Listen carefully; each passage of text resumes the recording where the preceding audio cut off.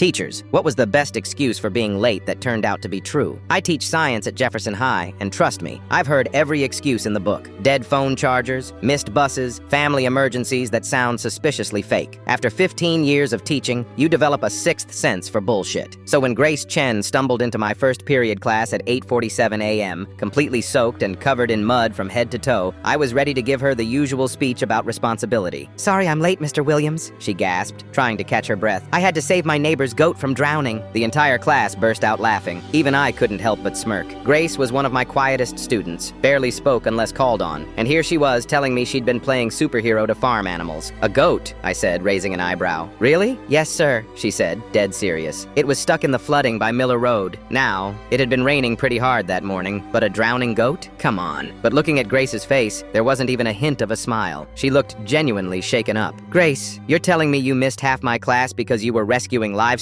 "Yes, sir. Mrs. Patterson's goat got tangled up in some old fence wire in the ditch. The water was rushing pretty fast from all the rain." The more details she gave, the more believable it sounded. Grace lived out on Maple Creek Road where the old farms were. I knew because I'd driven past her house before when I got lost trying to find a student's place for a parent conference. "And where exactly was Mrs. Patterson during this dramatic rescue?" "She goes to town early on Mondays for her doctor appointments. The goat must have wandered off when she was loading her car." I was about to tell her to take a seat, and we'd discuss this after class, when another teacher, Ms. Rodriguez, poked her head into my classroom. "Hey, Tony, did you know Eleanor Patterson called the office this morning? She wanted to thank whichever student saved her goat. Apparently some girl pulled Buster out of the floodwater by Miller Road." My jaw nearly hit the floor. Grace just stood there, still dripping wet, giving me a look that said, "I told you so," without saying a word. "You actually saved a goat," I said. "Yes, sir. Took me about 20 minutes to get him untangled from that wire. He was panicking pretty bad and kept trying to kick me. Then I had to run home and change because I was covered in mud and goat stuff." The whole class was dead silent now. Even the kids who usually gave Grace a hard time were staring at her with something like respect. "Why didn't you just call someone for help?" "My phone got soaked when I jumped in, and there wasn't time to go find someone. Buster was going under." I looked at Grace's hands. They were scratched up pretty bad, probably from the wire. Her jeans had tears in the knees. This wasn't some elaborate story she'd made up on the walk to school. "All right, Grace, take your seat. And next time you're rescuing farm animals, maybe text me first so I know you're not just making up creative excuses." She smiled for the first time since walking in. "Yes, sir." The rest of the period, I kept glancing over at Grace. She was taking notes like nothing had happened, but there was something different about her. The other kids kept sneaking looks at her too. After class, as students were filing out, Jake Morrison, one of the football players who'd given Grace grief before, stopped by her desk. "Hey, that was pretty cool what you did," he said. "Is the goat okay?" "Yeah, he's fine. Just scared." Word spread fast around school. By lunch, Grace had gone from invisible kid to the girl who saved a drowning goat. Kids were coming up to her asking about it, wanting to know if it was really true.